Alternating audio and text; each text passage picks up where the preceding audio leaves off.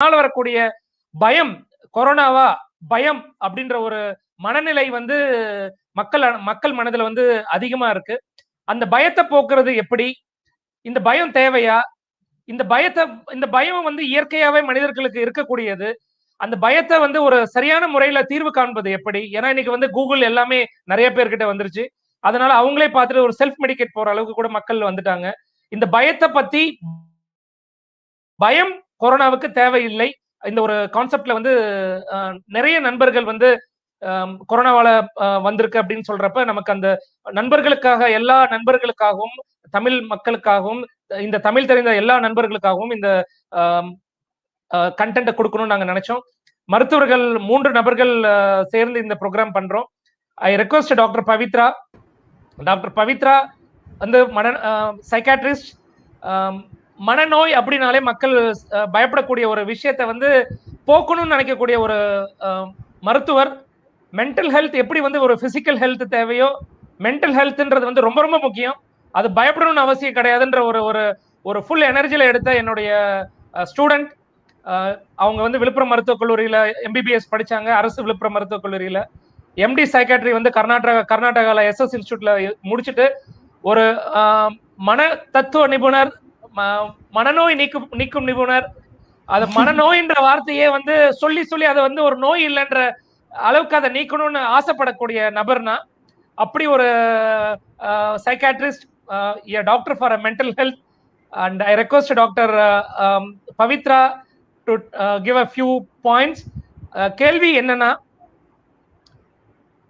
இந்த நிலையில இந்த காலகட்டத்துல மக்கள் வந்து அச்சப்படக்கூடிய விஷயம் வந்து 2. மருத்துவரா நம்ம அச்சப்பட வேண்டிய விஷயம் வந்து 1. மக்கள் அச்சப்பட வேண்டிய விஷயம் என்னன்னா, அச்சப்படக்கூடிய விஷயம் என்னன்னா, டாக்டர் எனக்கு வந்து கொரோனா வந்துருமா அப்படின்னு ஒரு பயத்துல நிறைய பேர் இருக்காங்க. சில நபர்கள் வந்து என்னன்னா, அச்சோ கொரோனா வந்துருச்சே அப்படின்ற ஒரு பயத்துல இருக்கக்கூடிய மக்கள் நிறைய இருக்காங்க. 3வது வந்து கொரோனாவே கிடையாது, கொரோனா யார் சொன்னது அப்படின்ற மக்கள் 3வது நபரா இருக்காங்க. நம்ம அந்த 3வது நபரை நம்ம லேட்டர் ஆன் பேசுவோம். முதல் 2 நபர்கள் அவங்களுக்கு வந்து என்ன மாதிரியான விஷயத்த நீங்க ஒரு மனநிலை மருத்துவரா, மனத்தத்துவ மருத்துவரா நீங்க சொல்ல விரும்புறீங்க doctor? Hello sir, hello everybody. எல்லாரும் சேஃபா இருக்கீங்கன்னு நம்புறேன். Thank you so much for inviting me over, Dr. Anton. ஆமா, டாக்டர் ஆண்டனின்னு கூட சொல்ல வராது. So sir, thank you so much for inviting me over. So நீங்கள் வந்து ரொம்ப ஆப்டான டைமுக்கு நீங்கள் இந்த ப்ரோக்ராமை இனிஷியேட் பண்ணியிருக்கீங்க. Thank you so much for that. And ஒரு மென்டல் ஹெல்த் பாயிண்ட் ஆஃப் வியூலேருந்து இதை பார்க்குறது இஸ் வெரி இம்பார்ட்டன்ட்னு நானும் நினைக்கிறேன். நீங்கள் சொன்ன மாதிரி நம்ம பப்ளிக்ல 2 ஜென்ரல் குரூப் ஆஃப் பீப்புள் இருக்காங்க. ஒருத்தர் கோவிட் வந்துருமோன்ற பயத்தில் இருக்கவங்க, இன்னொருத்தர் கோவிட் வந்துடுச்சு இப்போ எனக்கு பயமா இருக்கு அப்படின்னு சொல்றவங்க. First let's take the first group. Covid வந்துடுச்சுன்னா, கோவிட் எப்படி வந்துருச்சுன்னா என்ன பண்றது, கோவிட் வந்துருமோ அப்படின்ற பயம். நான் என்ன ஃபீல் பண்றேன்னா, நோயை விட நோயை பற்றின பயம் தான் ரொம்ப கொடியதா இருக்குன்னு நான் நினைக்கிறேன். ஏன்னா வந்துட்டா கூட அதை வச்சு நம்ம டீல் பண்ணலாம். ஆனா வந்துருமோன்ற டைம்ல நம்மளோட ஆங்ஸைட்டி லெவல்ஸ் எவ்வளவு ஜாஸ்தி ஆகுதுன்னா, அது வந்து ஹெல்த் ஆங்ஸைட்டி டிசார்டர் அப்படின்னு சொல்லுவாங்க.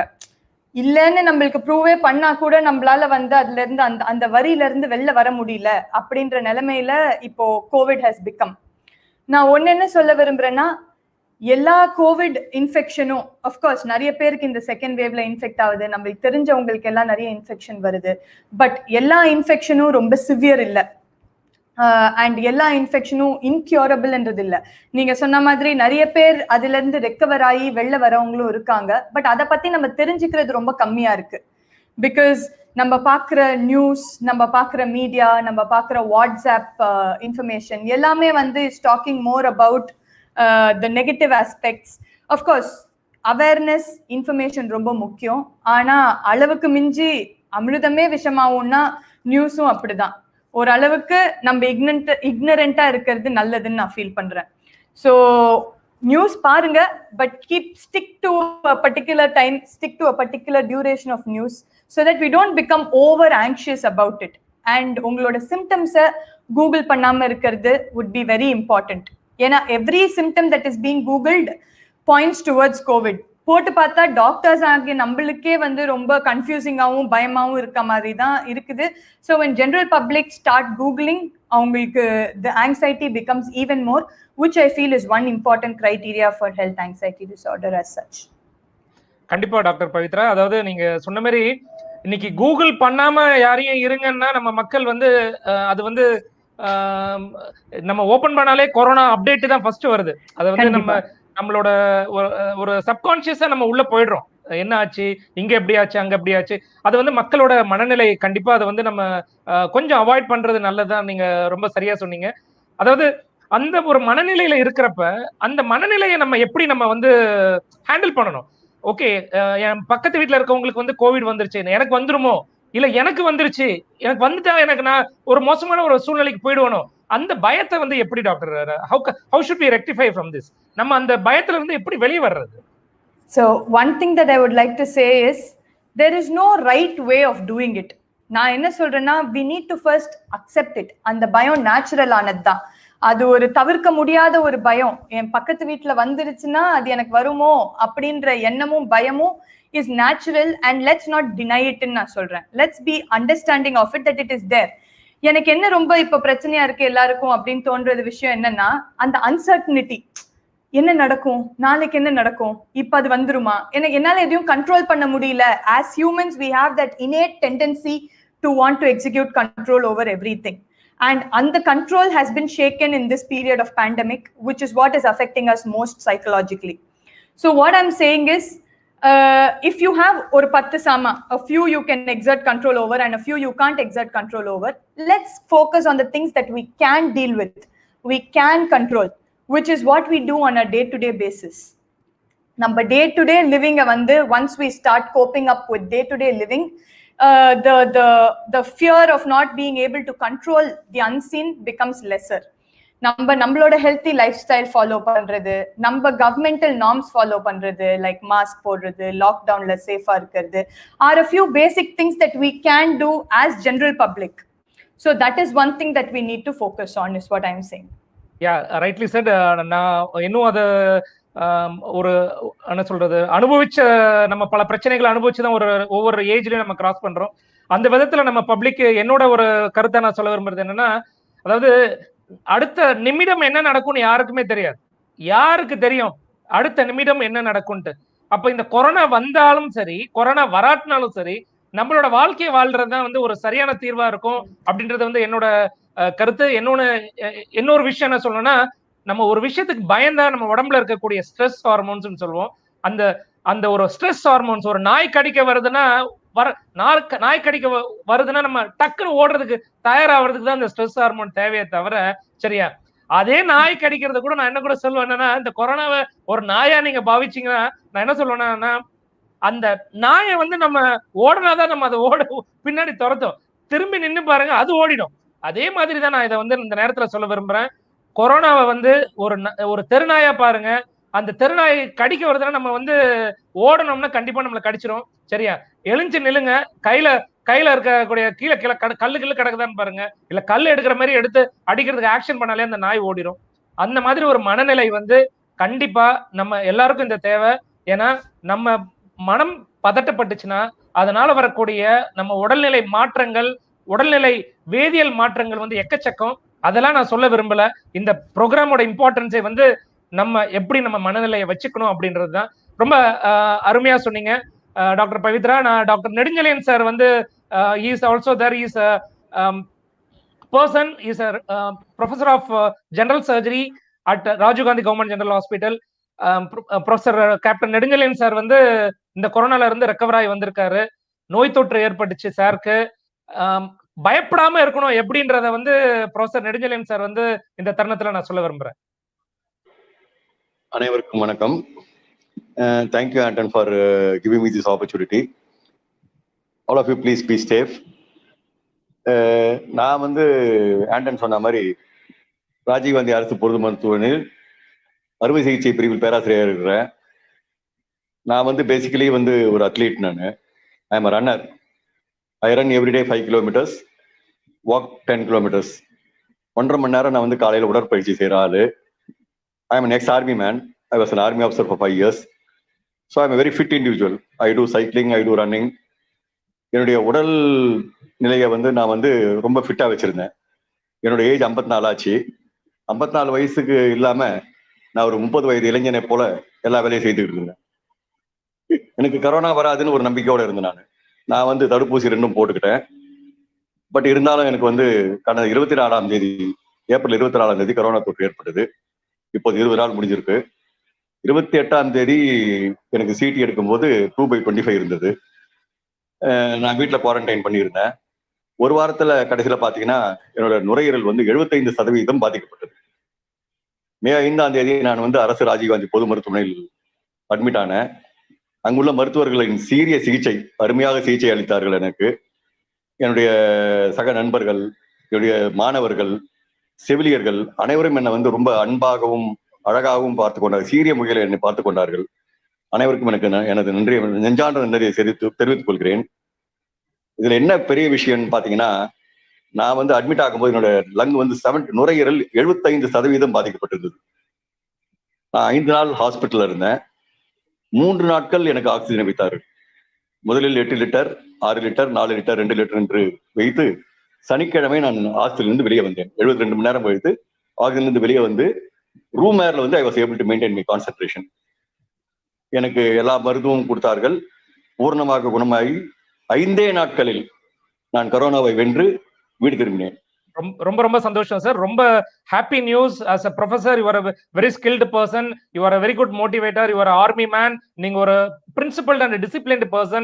என்னன்னா, அதாவது இன்னைக்கு 40 வயசுல இருக்க நபர்களும் ரொம்ப சீரியஸான நிலைமையில ஒரு ஃபெட்டாலிட்டி போற அளவுக்கு விஷயங்கள் நடக்குது. 80 வயசுல இருக்கவங்களும் ரெக்கவர் ஆகுறாங்க. So nothing is in our hand. அதை வந்து நான் ரொம்ப ஸ்ட்ராங்கா சொல்லணும்னு நினைக்கிறேன். Nothing is in our hand. உங்ககிட்ட நான் என்ன மக்கள் பாக்குற மக்கள்கிட்ட தெளிவுபடுத்த விரும்புறேன் என்னன்னா, அந்த ஒரு பெட்ல நீங்க படுத்த ஒரு நோயாளி, ஒரு ப்ரொஃபஸரை மீறி, ஏன்னா ராஜீவ்காந்தி கவர்மெண்ட் ஹாஸ்பிட்டல் எல்லா நபர்களுக்கும் ப்ரொஃபசர் டீன் தரணிராஜன் சாரா இருக்கட்டும், கடைநிலை ஊழியர்களா இருக்கட்டும், எல்லாருமே ஒரு அருமையான வைத்தியம் கொடுக்குறாங்க. ஆனா நீங்க ஒரு நோயாளியா, leave alone your professor as a teacher, leave all those things, ஒரு நோயாளியா நீங்க ஒரு பெட்ல படுத்திருக்கப்ப உங்க மனநிலை எப்படி இருந்தது? அந்த மனநிலையை நீங்க எப்படி சார் வென்றெடுத்தீங்க? Very simple and then. அதாவது கரோனா எனக்கு வராதுன்ற நம்பிக்கையில இருந்த நான் வந்து கரோனா வந்த உடனே பயப்படல. கரோனாங்கிறது ஒரு வைரஸ் நோய். எனக்கு சுத்தமாக பயம் இல்லை. ஆக்சுவலி 75% லங் டேமேஜ் ஆனது எனக்கு அட்மிட் ஆகும்போது தான் தெரிந்தது. அன்றும் எனக்கு நம்பிக்கை இருந்தது, நான் கரோனாவை வென்று வெளியே வருவேன் என்று. இன்ஃபேக்ட் நான் அட்மிட் ஆகி இருக்கும்போது என்னுடன் பல நபர்கள் அட்மிட் ஆகி இருந்தார்கள். பயத்தின் காரணமாகவும் அவருடைய உடல் ஃபிட்னஸ் சரியான முறையில் அவருடைய உடலை பராமரிக்கிறதாலும் 20 வயது, 30 வயது, 40 வயது நபர்கள் கிட்டத்தட்ட 200-300 பேர்கள் இறந்தார்கள். ஆனால் என்னோட தன்னம்பிக்கை, என்னுடைய மன வலிமை, என்னுடைய நண்பர்களின் பிரார்த்தனை, இது அனைத்தாலும் நான் கரோனாவை வென்று வீடு திரும்பியுள்ளேன். இப்போது கிட்டத்தட்ட 90% பூர்ணமாக குணமடைந்து விட்டேன். நான் மக்களுக்கு சொல்ல வேண்டிய கருத்தெல்லாம் ஒன்னே ஒன்றுதான், கரோனாவை கண்டு பயப்படாதீர்கள். அது ஒரு சாதாரண வைரஸ் கிருமி நோய். 99% மக்களுக்கு கரோனா ஒன்றும் செய்யாது. ஒரே 1% மக்களுக்கு தான் அட்மிஷன் தேவைப்படும். அதில் பாதி பேருக்கு தான் ஆக்சிஜன் தேவைப்படும். அதனால் கரோனாவை கண்டு பயப்பட வேண்டாம். அனைவரும் தடுப்பூசி போட்டுக் கொள்ளுங்கள். முக்கியமாக அரசாங்கம் சொல்கின்ற 3 நடைமுறைகளை பின்பற்றினால் உங்களுக்கு கரோனா தொற்றே வரவே வராது. செய்ய வேண்டியது மாஸ்க் அணிய வேண்டியது, சோசியல் டிஸ்டன்சிங் மெயின்டைன் பண்ண வேண்டியது, கையை கழுவ வேண்டியது. இதை கரெக்டாக கடைபிடித்தால் கரோனா நமக்கு வரவே வராது. நாம் எல்லா வேலையும் நன்றாக செய்யலாம். உடற்பயிற்சி செய்யுங்கள். உங்களது மன வலிமையும் உடல் வலிமையும் நன்றாக வளர்த்துக் கொள்ளுங்கள். Immunity is very, very important to fight corona. When you have a good immunity, when you have positive thoughts, I am a very religious person. நான் ஆன்மீகவாதி. நிறைய மலை ஏறுவேன், கிரிவலம் செல்வேன். அது எல்லாம் இறைவன் அருளாலும் நண்பர்களின் பிரார்த்தனையாலும் அவர்களின் நல்லாசியாலும் நான் கரோனாவை வென்றுள்ளேன். என்னால் முடியும் என்றால் 54 வயதில் என்னால் 75% நுரையீரல் பாதிப்பு ஏற்பட்ட பிறகு என்னால் வெல்ல முடியும் என்றால் எல்லோராலையும் முடியும். இன்ஃபேக்ட் நேற்று இரவு 1 மணி அளவுக்கு எனக்கு தூக்கம் இல்லாத காரணத்தினால் ஒரு 23 வயது இளைஞருக்கு போன் பண்ணி, நான் செத்துருவேன் சார், எனக்கு கரோனா வந்துருச்சு அப்படின்னு 1 மணிக்கு, ராத்திரி 1 மணிக்கு எனக்கு போன் பண்ணார். மதுரையில் இருக்கிறார் அவரு. அவருக்கு நான் சொன்ன, தம்பி நீ கண்டிப்பா உயிரோட இருப்ப, கவலைப்படாத அப்படின்னு சொல்லி இருக்கிறேன். ஸோ நம்ம மன வலிமை இருந்தால் கொரோனாவை கண்டிப்பாக வெல்லலாம். அண்ட் அரசாங்கம் சொல்கிற அந்த 3 நடைமுறைகளை, முக்கியமாக மாஸ்க் அணியுங்கள், சோசியல் டிஸ்டன்சிங் மெயின்டைன் பண்ணுங்கள், கைகளை நன்றாக கழுவுங்கள். அதை விட முக்கியமான விஷயம், தடுப்பூசி போட்டுக்கொள்ளுங்கள். நான் 2 தடுப்பூசியும் போட்டுக்கொண்டேன். என்னை கேட்டார்கள், 2 தடுப்பூசி போட்டுக்கொண்ட பிறகு உங்களுக்கு ஏன் கொரோனா வந்தது, ஏன் இவ்வளவு கஷ்டப்பட்டீர்கள்? நான் மக்களுக்கு சொல்வது என்றால், தடுப்பூசி போட்டனால் தான் உயிர் போயிடுச்சேன். அந்த தடுப்பூசி எனக்கு போதிய நோய் எதிர்ப்பு சக்தியை தந்திருக்கிறது. நோயை வென்று வர எனக்கு அந்த தடுப்பூசி உதவி உள்ளது. நான் உயிர் பிழைக்க அந்த தடுப்பூசி உதவி உள்ளது. ஸோ தடுப்பூசி அனைவரும் கண்டிப்பாக போட்டுக்கொள்ளுங்கள். இதை கடைபிடித்தால் யாருக்கும் கொரோனா வராது. வந்தாலும் நீங்கள் கொரோனாவை ஜெயிக்கலாம். இதுதான் என்னுடைய ஆழ்ந்த நம்பிக்கை. மக்கள் உஷாராக இருக்க வேண்டும், தன்னம்பிக்கையோடு இருக்க வேண்டும். முக்கியமாக உங்களது இம்யூனிட்டியை நன்றாக வளர்த்துக் கொள்ளுங்கள். That is very important.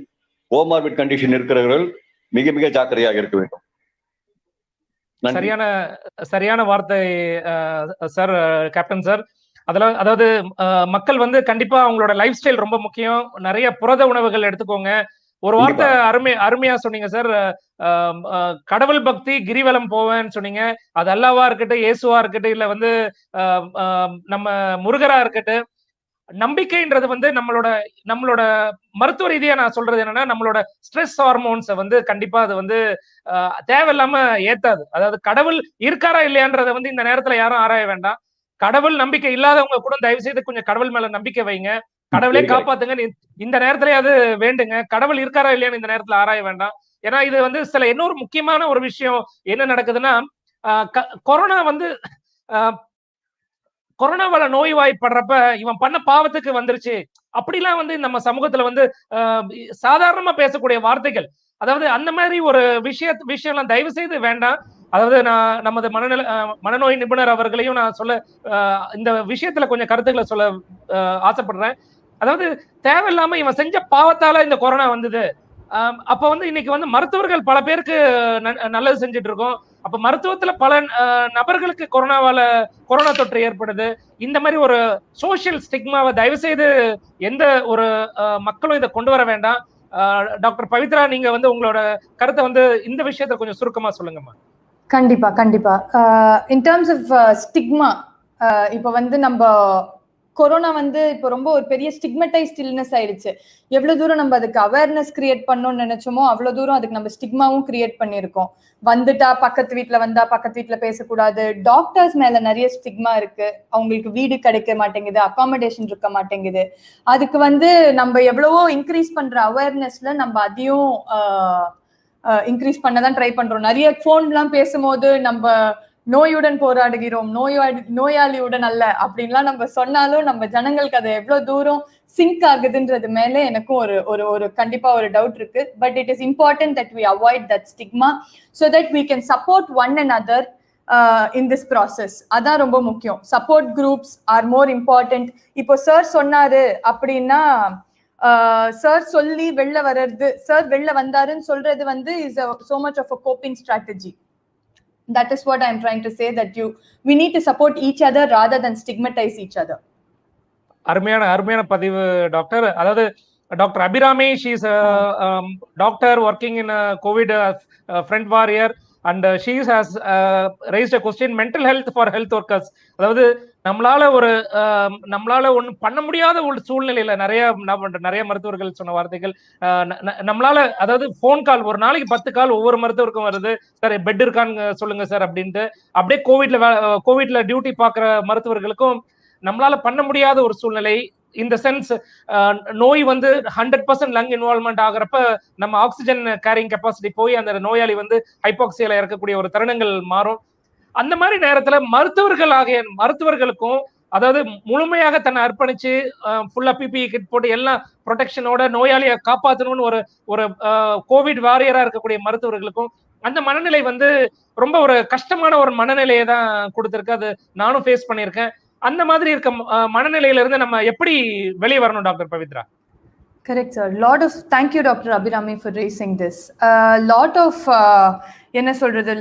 of studies have said that about 50% of the healthcare workers are depressed. About 25% have PTSD, post-traumatic stress disorder. அப்படின்னு சொல்றாங்க. Anxiety ஒரு 25% இருக்கு அப்படின்லாம் சொல்றாங்க. நீங்க சொன்ன மாதிரி அந்த லாங் ஒர்க்கிங் hours நம்ம திரும்பி திரும்பி ரொம்ப சிக்கா இருக்கவங்களை பார்த்துக்கிட்டே இருக்கோம். அண்ட் அந்த uncertainty of them being sick is affecting us. But apart from that, there is one more factor, that there are a lot of social factors that is involved. எவ்வளவுதான் government நம்மளுக்கு help பண்ண try பண்ணாலும் நம்மளோட long working hours, நம்மளால BP kit availability இருக்கா, நம்மளால எவ்வளவு தூரத்துக்கு இந்த ஸ்டிக்மா ஹேண்டில் பண்ண முடியுது, அகாமடேஷன் ஹேண்டில் பண்ண முடியுது, என் வீட்டுல இருக்கவங்க பாதிக்கப்படுவாங்களா தான் நிறைய பேர் என்கிட்ட சொன்ன நிறைய ஹெல்த் கேர் ஒர்க்கர்ஸ் இதெல்லாம் ஒரு ப்ராப்ளமா சொல்றாங்க. So one important thing is எல்லாத்துக்கும் கோப் பண்ணிக்கோங்க அப்படின்னு சொல்றது நான் ஒரு பதிலா எதிர்பார்க்க மாட்டேன். கஷ்டம்னா கஷ்டத்தை எக்ஸ்பிரஸ் பண்றதுதான் ரொம்ப முக்கியம். அண்ட் எவ்வளவு தூரத்துக்கு நம்ம இந்த சோஷியல் ப்ராப்ளம்ஸ் அவாய்ட் பண்றோமோ அதுவே ஃபர்ஸ்ட் அந்த ஸ்ட்ரெஸ்ஸை குறைக்கும். அதாவது எப்படி சொல்வாங்கன்னா, எனக்கு அதிகமா கோவம் வருது அப்படின்னா கோவம் வர்றதுக்கு காரணம் இருந்தா கோவம் வரதான் செய்யும். அந்த மாதிரி ஸ்ட்ரெஸ் இருக்கிறதுக்கு காரணம் இருந்தா ஸ்ட்ரெஸ் இருக்கதான் செய்யும். ஸோ ஃபர்ஸ்ட் நம்மளோட சோஷியல் சர்க்கம்ஸ்டன்சஸை எவ்வளோ அது மாற மாற நம்மளோட ஸ்ட்ரெஸ் குறையும். That is one. அது மாறலனாலும் நான் அதை எப்படி டீல் பண்றது அப்படின்னு கேட்டா, நான் சொன்ன மாதிரி on a day to day basis நம்ம டீல் பண்றது தான் பிகம்ஸ் மோர் இம்பார்ட்டன்ட். உங்களோட லீவ் டியூரேஷன் ஆர் டைம் ஆஃப்ல நீங்க என்ன பண்றீங்க அப்படின்றது is more important. About being connected. உங்களுக்கே சப்போர்ட் சிஸ்டம்ஸ் இருக்கான்னு நீங்க பாருங்க. நீங்களே யாராவது ஃப்ரெண்ட்ஸ் கிட்ட பேசுறதோ இல்ல பியர் ஒர்க்கர்ஸ் கிட்ட பேசி, if that is helping you, ஒரு பியர் சப்போர்ட் குரூப்பா if it is helping you, well and good. அப்படி இல்லைன்னா I think it is very important to seek professional help. In terms of first என்ன பண்ண முடியும், உடனே என்னால உங்களுக்கு சொல்யூஷன் கொடுத்துட முடியுமான்றது இல்லை. பட் வென்டிலேஷனே is a very good way of, நான் முதல்ல சொல்லி அதை ஆத்திக்கிறதே இஸ் ஒன். எனக்கு என்ன ஸ்ட்ரெஸ் அண்டர்கோ பண்றேன்றது சொல்றதே is very important. So if you are not able to find a support group, it is very important to seek help from a health care worker, mental health specialist. அதுக்கு there are lot of contact lines and we can also provide you with more so that you can address us for that. டெஃபினட்டா. அதாவது as a doctors நம்ம நம்ம கண் முன்னாடி நடக்கக்கூடிய மார்டாலிட்டியை discuss பண்ணாம எத்தனை நோயாளிகளை நம்ம சேவ் பண்ணோன்றதை நம்ம டிஸ்கஸ் பண்ணா அதுவும் கூட ஒரு நல்ல விஷயமா இருக்கும்னு நினைக்கிறோம். ஏன்னா நம்ம இது ஒரு பேண்டமிக், நம்ம எதிர்பாராத ஒரு கொஸ்டினுக்கு எக்ஸாம்ல ஃபேஸ் பண்ற மாதிரி தான். ஸோ பல ப்ரோட்டோகால் மாறிட்டே இருக்கு கடந்த 1.5 வருடங்களா. So நம்ம as a doctor we have to keep discussing about the positivity. I think that also can help. And நீங்க சொன்ன மாதிரி இந்த குவாரண்டைன் பீரியட்ல நம்ம கொஞ்சம் சப்போர்ட் பண்ணிக்கிறதே I think will be very important. And நம்மளோட ரிலேட்டிவ்ஸ் கிட்ட கம்யூனிகேட் பண்றது, அப்படி அது நம்மளுக்கு கஷ்டமா இருந்தா as I said நம்ம taking proper support for debriefing ன்னு சொல்வாங்க. முதல்ல உங்களோட ப்ராப்ளம்ஸ் கேட்டு அது ஒருத்தர் கேட்கறதுக்கு இருக்காங்க who will understand it and you know what to say, validate your problems. I think that itself will play a very good role in improving the mental health of all healthcare workers. Nice discussion, doctor. And one more biggest question அத doctor Ganesh வர்மனும் கேட்டிருக்காரு. அது 10th standard ஸ்டூடெண்ட்டுக்கு pass சொல்லிட்டாங்க, +2 ஸ்டூடெண்ட்டுக்கு exam கண்டிப்பா இருக்குன்னு சொல்றாங்க. MBBS final year ஸ்டூடெண்ட்டுக்கு ஜாயின் பண்ணீங்கன்னா 40,000 சம்பளம் சொல்லிட்டாங்க. எம்பிபிஎஸ் முடிச்சு நீட் பிஜிக்கு ப்ரிப்பேர் பண்ற பிள்ளைங்களுக்கு நீட் பிஜி 4 months போஸ்ட்பாண்ட், அந்த 4 months கழிச்சு நடக்குமான்றது பிகஸ்ட் கொஸ்டின் மார்க். இந்த நேரத்துல டாக்டர் கணேஷ் படிக்கவா வேலை செய்வான்றதை கேட்டிருக்காரு. Doctor Pavithra, I think you can answer how to manage the stress of all these kids because they have prepared for a 1 year or 1.5 years or 2 years for the exam. But திடீர்னு exam இல்ல postpone ஆயிடுச்சுன்னு சொல்றது மிகப்பெரிய stress. அது I think we can't take it easy, but there are some odds. Definitely your words can help them, Dr. Pavitra. Thank you. So Ganesh, உங்களுக்கு எக்ஸாக்டா படிக்கட்டுமா work பண்ணட்டுமா அப்படின்ற கேள்விக்கு பதில் யாராலையும் வெளியில இருந்து கொடுக்க முடியாது. So it is a decision that you along with your family and your circumstances have to take. No expert is as expert as you in taking your life decision. That is one thing. But in the constant problem ஒரு ஸ்ட்ரெஸ்ஸா இருக்குன்றது எங்களுக்கு புரியுது. எங்களுக்கு we totally understand what you're going through. One thing that I would say is have a routine and keep studying as a part of that routine. ஏன்னா if you completely go away from that routine உங்களுக்கு திரும்பி உள்ள வர்றது ரொம்ப கஷ்டமா இருக்கும். And மீதி rest of the டைம்ல நீங்க ஒர்க் பண்றதுனாலும் ஒரு சஜஷன் பண்ணலாம், இல்ல உங்களோட ஃப்ரீ டைமை நீங்க கிரியேட்டிவா யூஸ் பண்றதுனாலும் அதுக்கு நீங்க you can try to go in and do that. So have a routine. Just இப்போ எக்ஸாம் போஸ்ட்போன் ஆயிடுச்சு அப்படின்னு சொல்லி லாங் ஒர்க்கிங் பேட் கோப்பிங் ஸ்ட்ராட்டஜிஸும் இருக்குது which I have to mention in terms of long ஹவர்ஸ்க்கு நம்ம தூங்குறது, இல்லைனா வந்து லாங் ஹவர்ஸ்க்கு டிவியோ நெட்ஃபிளிக்ஸோ அமேசானியோ கண்டினியூஸா யூஸ் பண்ணிக்கிட்டே இருக்கிறது. ஸ்கிரீன் டைமை ரெஸ்ட்ரிக்ட் பண்ணுங்க, ஸ்லீப் டைமையும் ரெகுலரைஸ் பண்ணுங்க, எக்ஸசைஸ் இன்க்ளூட் பண்ணுங்க, படிக்கிறத ஒரு வேலையா அதுல இன்க்ளூட் பண்ணுங்க. அண்ட் மீதி உங்களோட ஆக்டிவிட்டிஸ் ரெகுலரைஸ் பண்ணாலே it will make you feel better. And கம்ப்ளீட்டா டிஸ்கனெக்ட் ஆயிக்காதீங்க. எது எல்லாமே போச்சு, being hopeless will add on to more hopeless and helplessness. அது ஒரு மாதிரி learned helplessness ன்னு சொல்வாங்க. எந்த பக்கம் போனாலும் கதவு முட்டுது அப்படின்னு சொல்றது வந்து ஒரு learned helplessness. அதுக்கு நம்ம போகாம இருக்கிறது தான் நம்மளோட present situationல எல்லாரோட டார்கெட் ஆகும் நான் நினைக்கிறேன். whether it is interns preparing or students who are not yet writing exams, எல்லாருக்குமே வந்து that is a very important thing. Take this life on a day-to-day basis. That makes Wonderful. It a little more day by day தாண்டியும் போகும். உங்களுக்கு மட்டும் இல்ல, இத நான் எனக்கும் சொல்லிக்கிறேன். It's like we are also in it. Yeah, wonderful explanation Dr. Pavitra. அதாவது என்ன பண்ணணும்ன்றத வந்து ரொம்ப தெளிவான விஷயங்களா சொன்னீங்க. அதாவது ஒரு ஸ்ட்ரெஸ் இருக்கிறப்ப டெஃபினட்டா பிள்ளைகள் வந்து அதை வந்து இதை பண்ணிட்டோம் நடக்கலையேன்னு இல்லாம, அது டாக்டர் கணேஷ்க்கு மட்டும் இல்ல, டாக்டர் வர்மாக்கும், வர்மன் இருக்காரு, வர்மன் மாதிரி ஒரு வர்மாவும் இருக்கலாம், ஒரு யோகேஷ் இருக்கலாம், எல்லாருக்குமே அது வந்து சேம் ஸ்டேட்டஸ் தான்.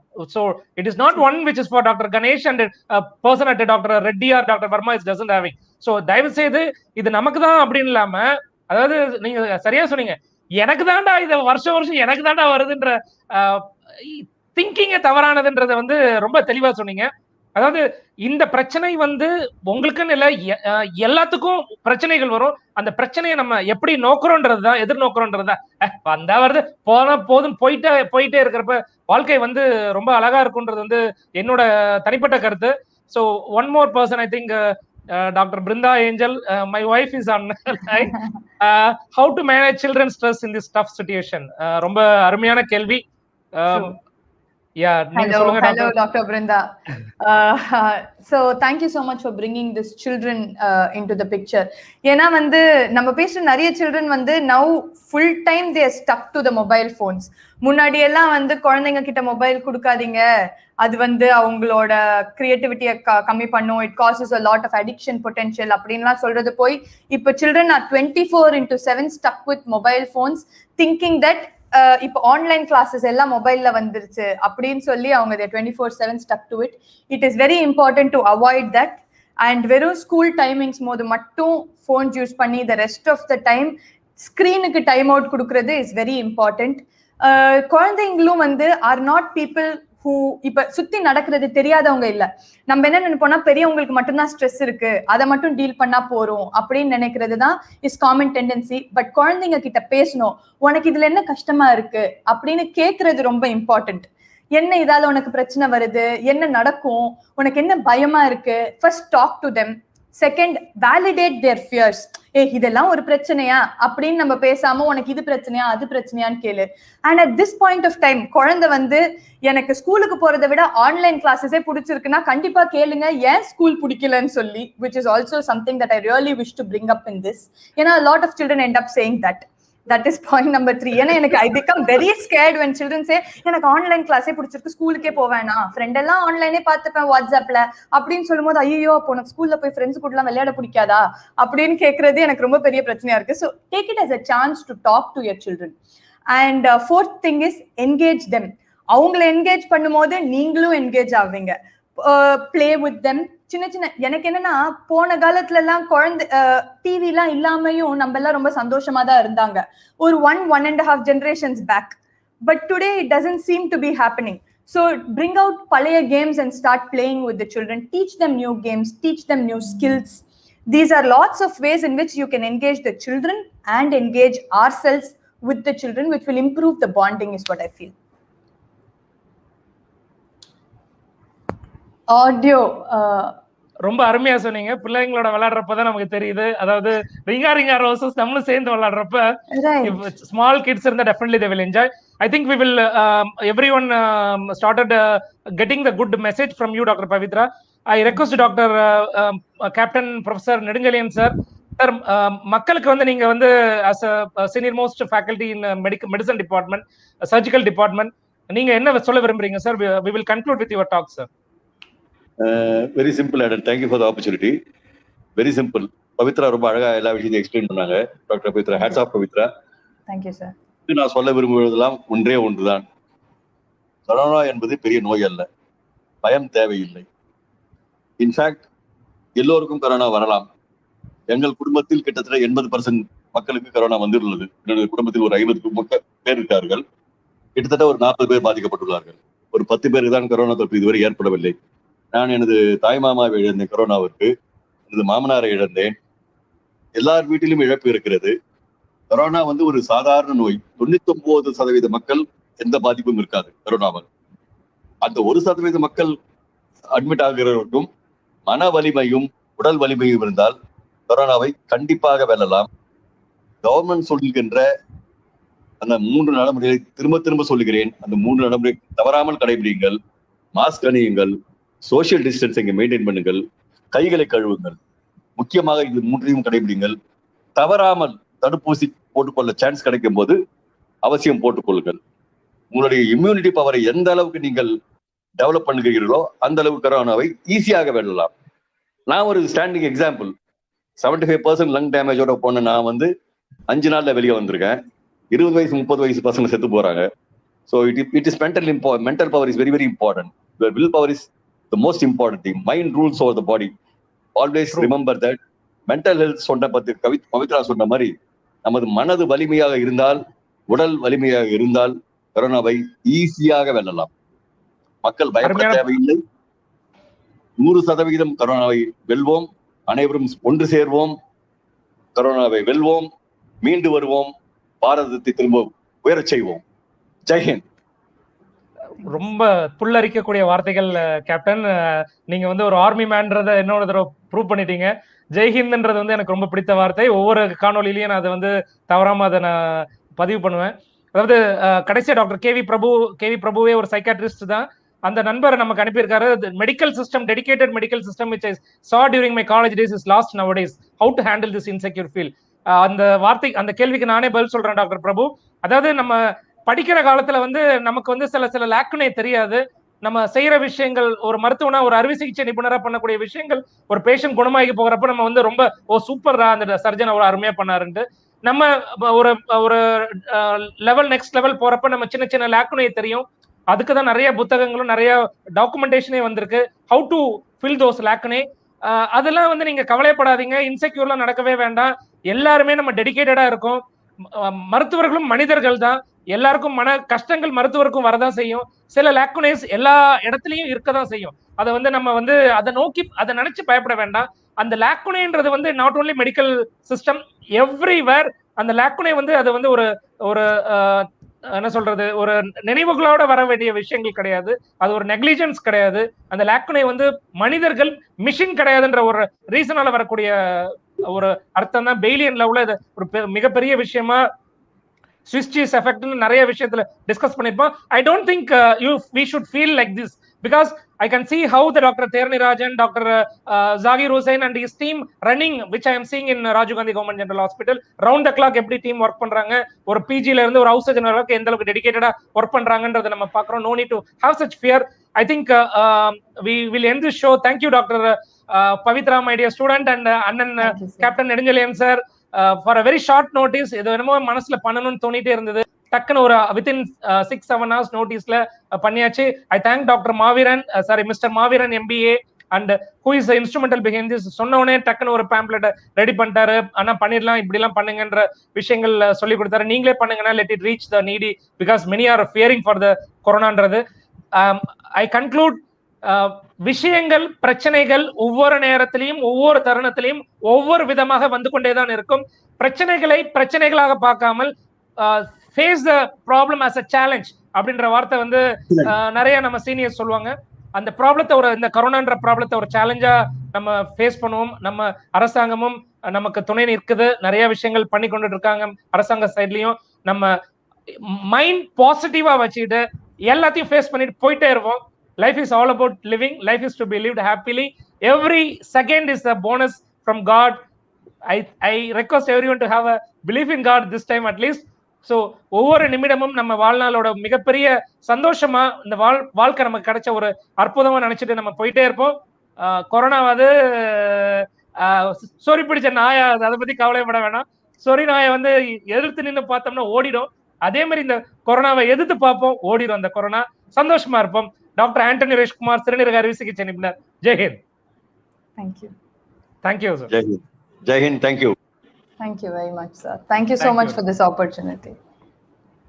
Thank you, na. Thank you, Pavitra. Bye. Thank you, everyone. Stay safe. Thank you, sir.